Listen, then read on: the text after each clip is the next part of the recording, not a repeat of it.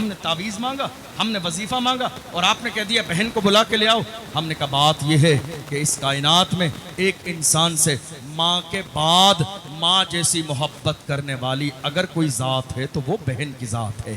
ماں کے بعد ماں جیسی ممتا کرنے والی ذات اگر کسی کی ہے تو بہن کی ذات ہے. آپ جب بہن کو لاؤ گے, بہن بڑی حساس ہوتی ہے, بہن کا دل بڑا سنجیدہ ہوتا ہے. وہ تھوڑی سی دیر میں یہ اندازہ لگا لے گی کہ تمہارے گھر کا عالم کیا ہے, اور وہ پریشانی دیکھنے کے بعد جب تم سو جاؤ گے تو ماں کی طرح رات کے اندھیرے میں مصلی بچھا کے رو رو کے تمہارے لیے دعا کرے گی. کیونکہ ماں کے بعد ماں جیسا دل اگر کسی کے پاس ہے تو وہ بہن کے پاس ہے. اللہ اکبر. وہ رات کے اندھیرے میں تمہارے لیے روئے گی اور اللہ تعالیٰ تمہاری پریشانی کو دور فرما دے گا. اس سے بہترین عمل اور تمہارے لیے کیا ہو سکتا ہے؟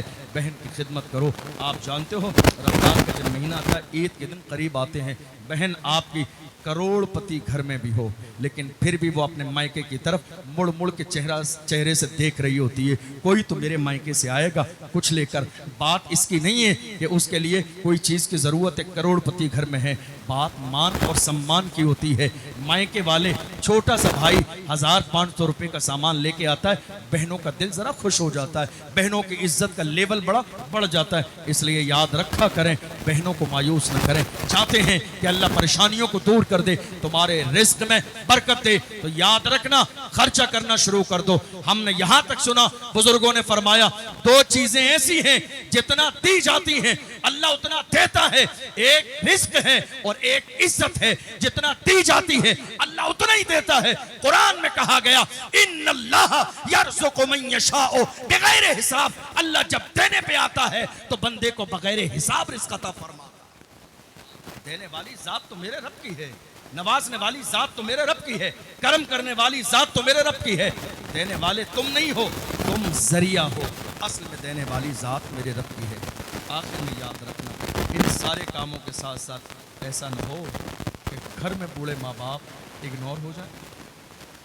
رسول اللہ کا فرمان یاد رکھنا, رضا الرب فی رضا الوالدین وسخط الرب فی سخط الوالدین. ماں باپ اگر راضی ہیں تو خدا راضی ہے, ماں باپ اگر راضی نہیں ہیں تو خدا راضی نہیں. آج یہ المیہ ہو گیا. ہمارے نوجوان جلسوں کے موقع پر کئی بار دیکھا جاتا ہے پیر صاحب تشریف لائے ہوئے ہیں, 50 کلو پھول پیر صاحب کے قدموں میں پھینکے جا رہے ہیں. بات تو بہت اچھی ہے لیکن یاد رکھو کبھی زندگی میں 1 کلو پھول لا کے بوڑھے ماں باپ کے قدموں میں ڈالے؟ کبھی ایک دن 365 دن میں ماں کا ہاتھ چوما؟ کبھی ماں کی پیشانی کو بوسہ دیا؟ کبھی باپ کے بوڑھے باپ کے قدم چومے؟ تمہیں اندازہ نہیں ہے. چیخ رہے ہیں, چلا رہے ہیں, باپ کو ڈانٹ رہے ہیں, تمہیں اندازہ بھی نہیں ہے. یہ بوڑھا باپ کسی کام کا نہیں ہے لیکن اس بوڑھے باپ کی جوتیاں دروازے پر پڑی رہتی ہیں. تو ان بوڑھے باپ کی جو جوتیاں پڑی رہتی ہیں ان جوتیوں کا بھی اپنا ایک روب ہوتا ہے دروازے. بوڑھے باپ کی جوتیاں جو دروازے پر پڑی رہتی ہیں نا, ان جوتیوں کا بھی اپنا ایک روب ہوتا ہے. وہ جوتیاں اس بات کا احساس دلاتی ہیں نہیں اس گھر کا ذمہ دار ابھی زندہ ہے, اس گھر کا سرپرست ابھی زندہ ہے. شخص نے آ کے کہا حضور کی بارگاہ میں, ایک نوجوان نے, کماتا میں ہوں, میرے والد میری جیب سے پیسے نکال کے خرچ کر لیتے ہیں. حضور نے فرمایا بلا کے لاؤ. اس جوان کے ذہن میں یہ بات تھی شاید میرے ابا کو رسول اللہ ڈانٹیں گے. جب وہ آ گئے میرے آقا نے فرمایا اس جوان کو اشارہ کر کے, جوان یاد رکھ تو بھی اس کا ہے, تیرا مال بھی اس کا ہے. تو بھی اس باپ کا ہے, تیرا مال بھی اس باپ کا ہے. یاد رکھ, یہ مت سوچ کہ تو نے احسان کیا ہے. اگر یہ باپ غلام ہوتا تو اپنے پیسوں سے خرید کے آزاد کر دیتا, پھر بھی تو باپ کا حق ادا نہیں کر سکتا. ہم کیا سوچ رہے ہیں, ہم نے عمرے پہ بھیج دیا تو مسجد میں اعلان کرایا جا رہا فلاں صاحب نے جناب نے امی جان کو ابو جان کو عمرے پہ بھیجا. احسان نہیں ہے. اللہ کا شکر ادا کرو عمرے پہ بھیجنے کے بعد کہ اللہ نے تم سے یہ اچھا کام لے لیا ہے.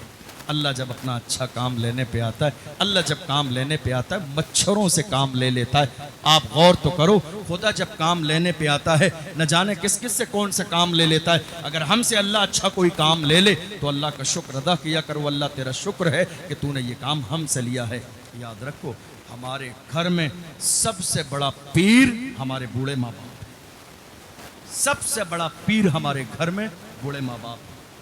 پیدا انہوں نے کیا, کھلایا انہوں نے، پلایا انہوں نے، جبان انہوں نے کیا، پریشانیاں انہوں نے اٹھائیں ہماری فیس دینے کے لیے، ہمارے کاروبار کے لیے، ہمارے بزنس کے لیے۔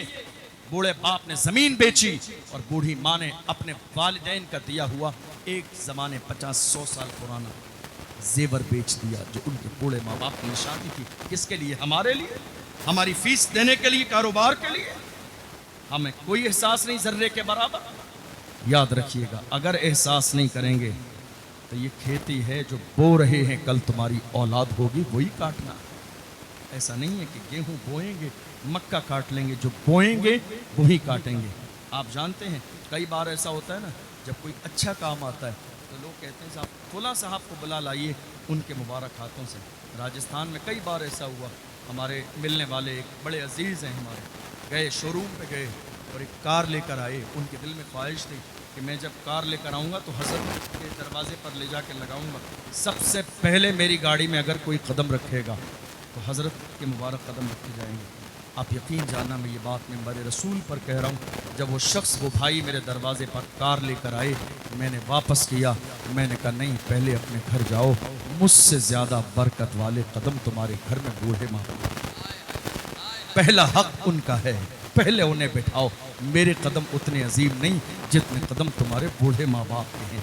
کتنے لوگ آتے ہیں حضرت گھر بنانا ہے، ذرا آپ کے مبارک ہاتھ سے ایک اینٹ رکھ دیجئے۔ میں کہتا ہوں نہیں، بوڑھے ماں باپ سے اینٹ پہلے رکھواؤ، حضرت کا نمبر بعد میں ہے۔ ان لوگوں کو کسی طرح پیچھے نہ رکھو جنہوں نے زندگی کی تمام تر خوشیوں کو تمہارے لیے چھوڑ دیا ہے، جنہوں نے بڑھاپا قبول کیا ہے تب جا کے تمہیں جوان کیا ہے۔ اللہ کے رسول نے ارشاد فرمایا، بد نصیب ہے وہ انسان جس نے بوڑھے ماں باپ کا بڑھاپا پایا اور ان کی خدمت کر کے جنت نہ حاصل کر سکا۔ اس لیے یہ ذہن بنائیے کہ ہم بدلیں گے اپنے انداز کو، اپنے اطوار کو، اپنے طریقے کو، اپنے رہن سہن کو۔ ہم محمد عربی کے ویسے غلام بنیں گے جیسا اللہ کے رسول صلی اللہ علیہ وسلم چاہتے ہیں، اور ہم جس دن اس طرح کے غلام بن جائیں گے انشاءاللہ ہماری کامیابی کا وہ پہلا دن ہوگا۔ حضور کے غلاموں کا انداز کیا ہوتا ہے؟ غلاموں کا انداز یہی ہوتا ہے، لحد میں عشق رخ شاہ کا داغ لے کے چلے، اندھیری رات سنی تھی چراغ لے کے چلے، تیرے غلاموں کا نقش قدم ہے راہ خدا، وہ کیا پھینک سکے جو یہ سراغ لے کے چلے۔ اللہ کی بارگاہ میں دعا ہے ہم نے جو سنا ہے اسے سمجھنے اور عمل کرنے کی توفیق عطا فرمائے۔ ہم سب جب تک زندہ رہیں محمد عربی صلی اللہ علیہ وسلم کے طریقے پر قائم رہیں، اور جب دنیا سے جائیں تو اللہ ہمارا خاتمہ ایمان پر فرمائے۔ بولنے میں سہون کوئی لغزش ہو گئی ہو، میں سب کو گواہ بنا کر اللہ کی بارگاہ میں سچے دل سے توبہ کرتا ہوں، اللہ اپنے محبوب کے صدقے میں معاف فرمائے۔ آئیے ہم اور آپ مل کر پڑھ لیں، اشہد ان لا الہ الا اللہ وحدہ لا شریک لہ واشہد ان سیدنا محمد عبدہ ورسولہ، والسلام علیکم ورحمۃ اللہ وبرکاتہ۔